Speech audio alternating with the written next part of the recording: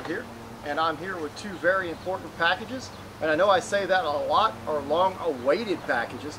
These are two long-awaited weapons that lots of people have been asking to see me test on the channel, and specifically see me test them on different mediums so they see how effective they are, the designs. We have one package here. This is something people have been wanting to see for a long time. I'm sorry I did open it already to check it for Samuel Bakich. I hope I pronounced your name correctly. It's a sword, of course, and you can see all the quillions sticking out the side. The blade is a Hanwei tinker. He had nothing to do with making the blade himself, but he made the hilt. So I'm going to go ahead and pull this out right away, and there is no sheath to it. So we did have a few problems. What, Kati? More work for me. Oh yeah, more work for Kati. She wants to make a sheath for it now. But if you look at it, it got a little rust on it. The way it's packaged is very lightly. The Postal Service did bend one of the quillions. I have straightened it back. It's got a beautiful hilt on it if you look at this. Very elegant blade, very well balanced. It can be used one-handed easily. You can use this in a one-handed fashion easily with no problems. Great two-handed. I love the feel on the back for it being such a tapered blade. Most common design people want to see. The very tapered blade with a very sharp fuller and a very thick spine to a very tapered point. Great for thrusting. The actual point of percussion is probably somewhere in this area. You can tell he sharpened it here, and I'm assuming he cut some stuff with it, and it's still extremely razor sharp in this area. Well, other areas aren't sharpened as much. It was probably for the whole idea of not using the point of percussion and being able to have sword with it, which, yeah, we should be able to test that out as well and see how it behaves, and I think it's going to behave very, very, very well. If you want to see this blade first, let us know, and he has given consent to test it on mail, gambesons, extreme cutting and testing. But remember, this is not so much a test on the blade on his craftsmanship, but the actual hilt itself, and it feels like it's very well made, and I particularly like the way it feels. I got a little of the oil in my hands because I've oiled it as soon as I cleaned off a little bit of rust that it did get on it, and had it set up that way because we're in South Texas, and anybody lives by a port or a fjord, like the old Scandinavians, if you live near a port or anywhere, a port city, lots of salt in the air, lots of moisture and humidity, and I don't want it rusting anymore. And I am going to sharpen it Thrand sharp or razor sharp by time we test it. Sharp enough to get your fingers off? Yeah. Alright, we also have another package here. This package, I'm sure everybody's wondering, what is this? It's something we've been wanting to test for a very, very long time. This package we have here, I know I've talked to the gentleman and his name. It eludes me at the moment, but I want to get the package opening done today because I don't want to make these guys wait any longer than they have to. I'm sure they're very excited about the channel receiving them. For this Backwood Brooks knives, and I'm sure he probably makes these weapons himself. I got a little glimpse of the edge because I did start cutting on it. That's why I'm not cutting right here. I did this first for an opening, and then we had a problem with one of the cameras. So. But I didn't get to totally remove it, so I haven't totally seen it, so you are experiencing it as I experience it. Unlike the Longsword, which I find very beautiful.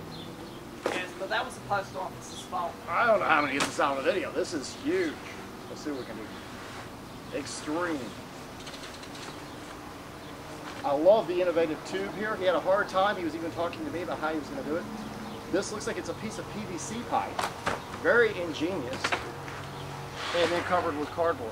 Very thin pipe. I like that. Let's go ahead and see if we can get this open.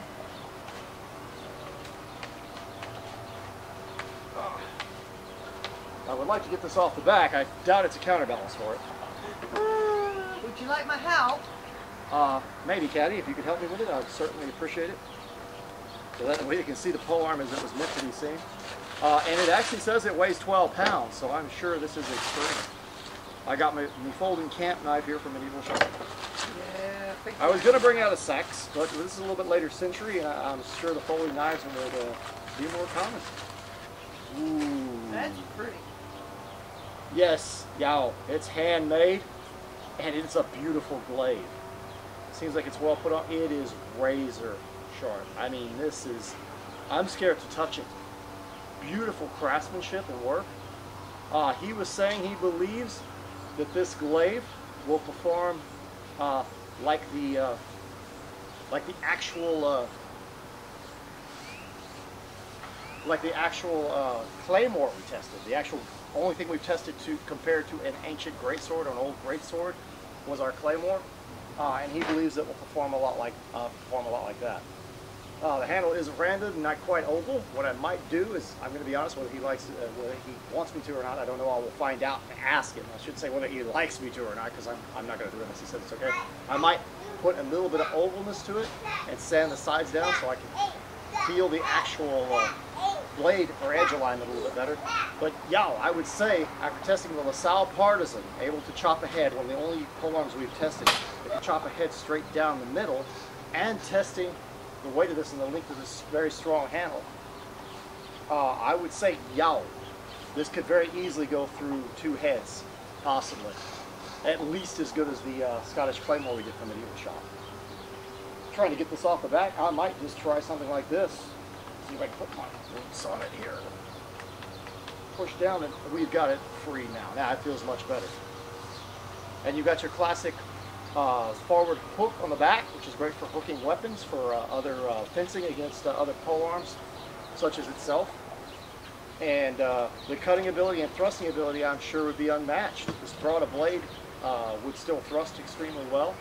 And like I said, the razor edge, this is probably going to be the most exciting thing we've got here in the respects of carnage and power. Be sure and vote down below. We've got the longsword here. The late century longsword, like a 16th century longsword, classic design, which I'm sure will go through 1 head most likely quite well. Handweight Tinker blade, but a beautiful, excellent design by Samuel. And then we have this one from our forge, and it is a beautiful blade. I'm sorry, I love his work on this. And the problem with this, I probably want to get multiple heads made for it, just like we did, to see if we can go through one and into another one and have them set up. And that takes a little bit more time, so although you do vote on it, I know this will probably maybe win. This might be what comes out first, because I don't want to make people wait, but we will see. If I can get this out first and you all vote on it, I will try to get the Glaive out first, but I think it's going to be spectacular. Anyway, I hope you all have enjoyed our little box opening, and thank you all very much to our viewers for making our dreams come true, because that's basically what has taken place here. We've got a polearm that's been long awaited. People have been wanting to see Glaives forever, and we'll be able to test it out. And the wood seems to be strong enough and sturdy enough. I can't tell exactly the type of wood. I'm going to say it's oak or hickory, possibly, maybe ash. Really hard to tell. It's a very light colored wood. That's why I said hickory or maybe ash. It's a light handle, but very strong, hard wood. I think it's going to perform well. Anyway, I hope you've all enjoyed our little box opening today, and lead into upcoming events where you get to participate, so be sure and vote down below. I'll also put links if there's a way to contact these gentlemen. They say it's fine, which I believe Samuel likes to work on hilts, if anybody's interested in his hilts. And I'll leave links down below for this gentleman here with his forge, because somebody might want to acquire one from him in the future and test it out themselves, or just to have one. Like me, I love collecting weapons. Anyway, as always, Barbell. And now I gotta figure out where to put in that glaive, don't I? Yeah, how much time did this all take? About 8-9 minutes. That's not bad. But I still gotta figure out where the heck that's going. No. And I gotta make sure I put oil on it so it doesn't rust. Please do. Thanks. Cool, give me that. Pretty clean cut. Pretty clean cut indeed. Give me that. I need to trim some more branches. Cut beautifully. The little Yeah, but I've been wanting to trim those branches wood. up next to the power cords. It's Probably still not cut. the best It's idea. still cut on the back side, even though it's split slightly. If you look, the cut was still clean through. Beautiful clean cut. That tree is actually really, really obnoxious when it comes to tearing when you. No damage to the edge whatsoever. You do know they can't see that. Okay.